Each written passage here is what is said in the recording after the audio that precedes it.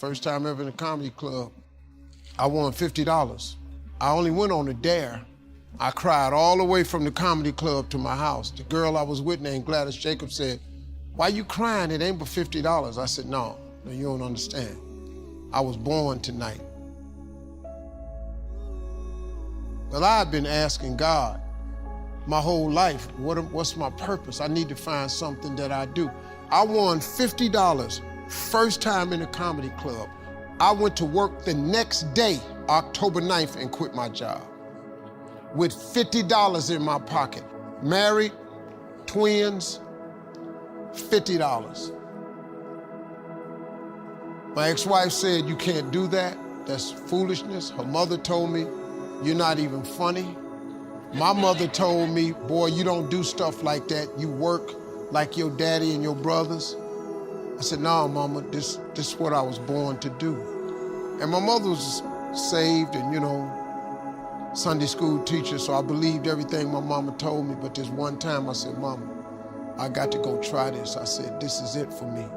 I said, if I don't do this, what I'm gonna do? She said, you gonna work like your daddy did. Your daddy worked hard. I said, okay, well, I just work hard, but I'm gonna go be something. The only person in my family that believed in me was my father. He said, boy, if you think you can make it, go ahead. Now, if you need some help, I'll give you 100 every now and then.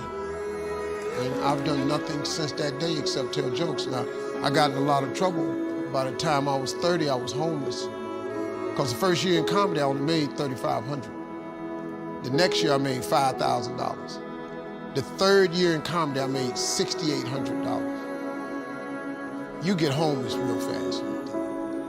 So I was trying to make my little money and send it to my wife and kids, but it wasn't enough. So I would just keep $25, enough to stay out there and get to the next gig.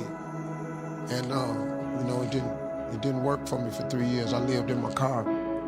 You have to take chances in life. If you want your life to be something special, you eventually have to take a chance. You can't do normal things and expect extraordinary results. It doesn't work that way. You have to take an exceptional chance one time. And it's gonna cost you something that you care deeply about. Bishop Jakes told me one time, he said, in order to get to the next level in life, you can see where you wanna go, but it's a glass ceiling. The reason you can see it is because it's a glass ceiling. In order to break through a glass ceiling, you're gonna have to shatter the glass. Anytime you shatter the glass, it's gonna be blood shed. And the blood that you shed is gonna be something that you care deeply about. So if you are not willing to shed something you care deeply about, you cannot go to the next level. Most people let their family keep them from going to the next level. Some people, your friends. Some people, it's your job, your position keeps you from going to the next level. But if you go to work every day and you ain't happy, if you don't wake up overjoyed to go to work, that ain't no life, man.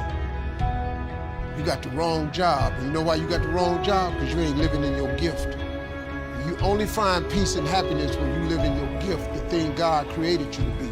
If you don't ever do what God created you to be, man, you'll never be content. You'll be miserable.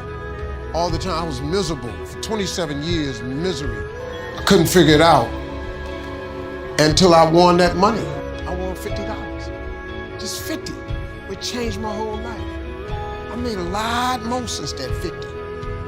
But guess what? I still tell jokes. That's all this is jokes. I don't be nothing else. I don't be funny. That's the deal, ain't it?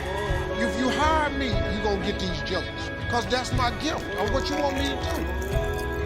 They hired me to speak at this insurance company one time. All these big wigs sitting there. So I started telling jokes. The audience was dying laughing.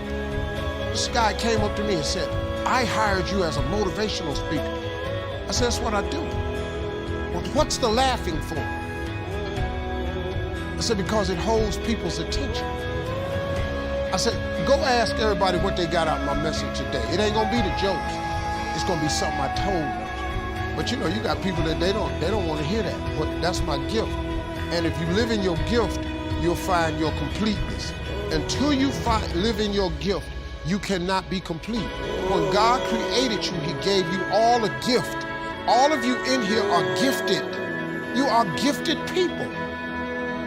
What is your gift? Your gift is the thing that you do the absolute best with the least amount of effort. Once you identify that, your life changes. God takes you to new heights. You find peace, you find joy. You wake up in the morning, you can't wait to go to work. If you waking up in the morning and you hate going to work, it's cause you ain't living in your gift. I don't even have an alarm. I wake up every day ready to go to work, cause guess what? I'm gonna go tell these jokes. They gonna give me this check. Look what I'm doing. Look, that is available to you though. That God that created you has that same thing available to you. Every last one of you. I bet he do. I dare you to try it. I dare you.